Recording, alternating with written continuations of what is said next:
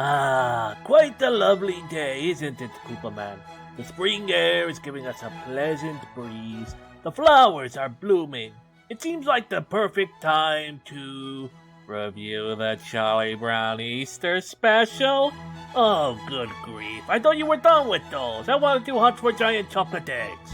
But Gonzalez, how can we not talk about the Easter Beagle special? We did all the other ones. You did all the other ones. I was dragged into it against my will. Saved your relationship, didn't it? Okay, fair point.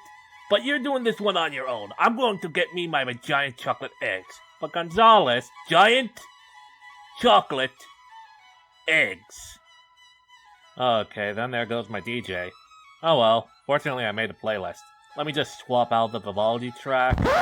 Ah, that's more like it. Hey everyone, happy Easter. Well, technically today is Good Friday, and saying Happy Good Friday seems kind of weird when you remember what the day commemorates. Anyway, as has been sort of tradition, it's a holiday, so let's talk about some more Charlie Brown specials, shall we? Of course, the last time I did that, my doctor recommended I not marathon so many Charlie Brown specials so soon, especially if they're the really bad ones. So instead we'll only be covering 2 this time. But don't worry, they're both really good ones. So without further ado, it's the Easter Beagle, Charlie Brown. So Easter is soon, and everyone's getting prepared. All except Linus, who believes it's unnecessary because the Easter Beagle has that covered for them. Okay, hold it. So this requires a bit of explaining. You see, this special is a culmination of a running gag in Peanuts. So, in a strip from April 17th, 1968, we first see Snoopy acting like the Easter Bunny. And oh, by the way, this doesn't end the same way as Great Pumpkin, so spoilers. Whatever, it's a 50-year-old special. Anyway, this was witnessed by Linus, who believes him to be the Easter Bunny, when he sees him frolicking around gaily and hiding eggs for children to find. This wouldn't be the last time he does this, as we'd see it again on March 29th, 1970. Presumably, this becomes an annual activity for Snoopy, who we'd always seen had a fascination with the Easter Bunny and with rabbits. On April 11th, 1971, we see Snoopy personally hand an egg to Linus, who from then on dubs him the Easter Beagle. This is to the confusion of Lucy, who's never seen the event until now. And on April 22nd of 1973, we see Woodstock himself has been brought into the action. So the lore is fully set in stone for the Easter Beagle. Huh. Makes you wonder what series of events occurred to make Linus believe in the Great Pumpkin.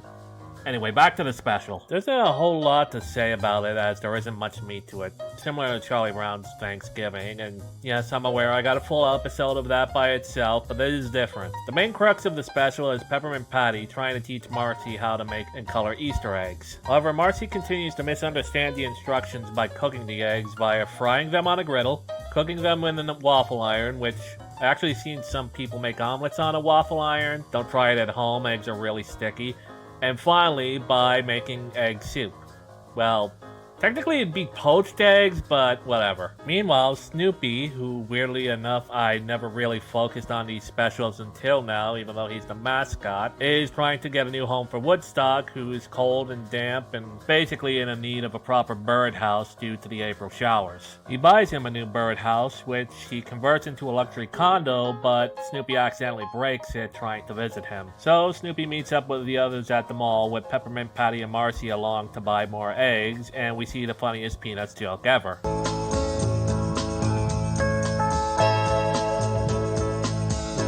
It's Easter, and they already have the Christmas decorations up. Good grief. I can't believe it. I told you, it's the gift-getting season. Believe me, we are gonna get to that topic this year, don't worry one bit. All the while these events are going on, Linus is trying to assure everyone that the Easter Beagle will come. Lucy, however, doesn't believe him as usual and sets out to hide her own Easter eggs. Sally, however, does, but is also ready to slug him if it turns out to be another Great Pumpkin disaster. But unlike that time,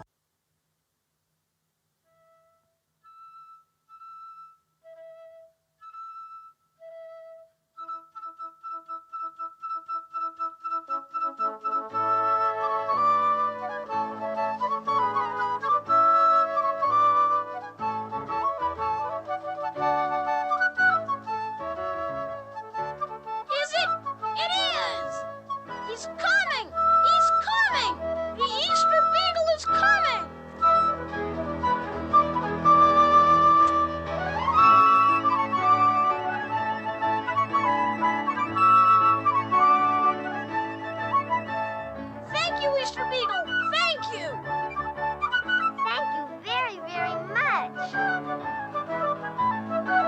Thank you.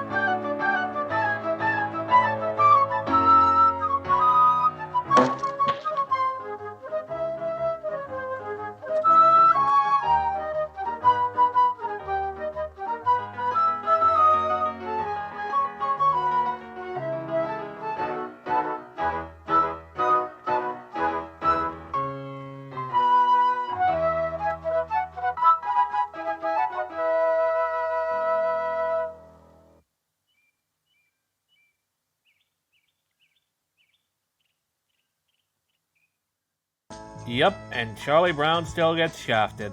The rest of the special is rather cute. Endearing, even. This probably isn't the best holiday special, it's nowhere near as good as a Charlie Brown Christmas, but it's at least as good as Charlie Brown Thanksgiving and Charlie Brown Halloween. Oh, and yes, Snoopy did steal Lucy's eggs to hand out to all of the children of the world. Karma's a bitch, ain't it? Anyway, on to the next special. It's Arbor Day, Charlie Brown.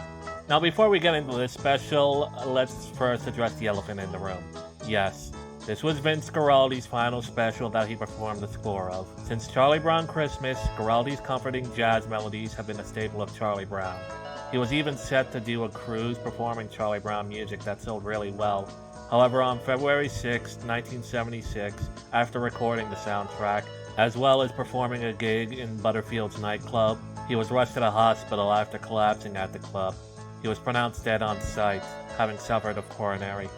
He was 47 years old. This soundtrack is the last piece of music he ever recorded.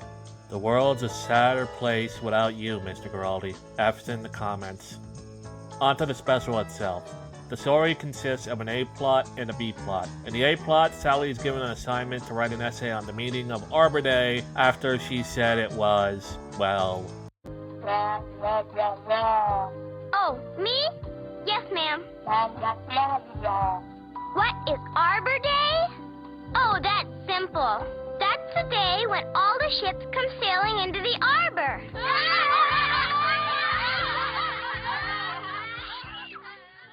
She goes with Linus to the library to research it, but instead of doing her homework, she just flirts with Linus the entire time until he gets fed up and leaves.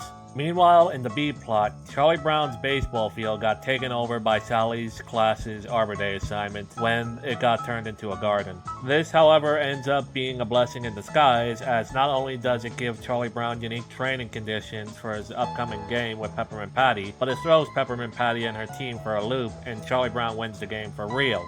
Sort of. Heck, even well-known baseball washout Lucy Van Pelt manages to score a run after Schroeder bribes her by saying he'll kiss her if she makes a home run. Of course, knowing she wouldn't be able to. And wouldn't you know it, she did. Of course, Lucy lets him off easy.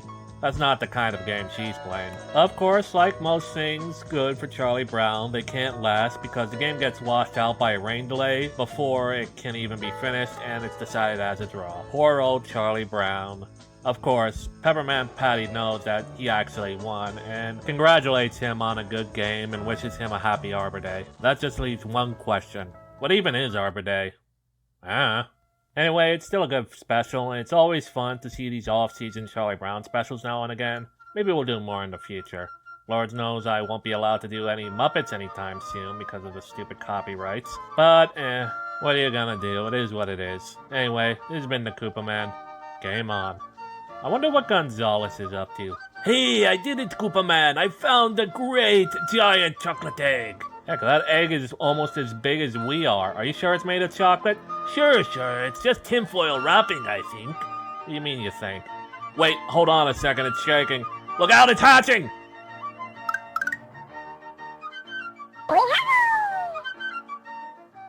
We aren't keeping it. Oh, come on! It's so cute! No, I am not gonna be this thing's food, Gonzalez. Just end the video already. Show's over. Everyone go home. Good night.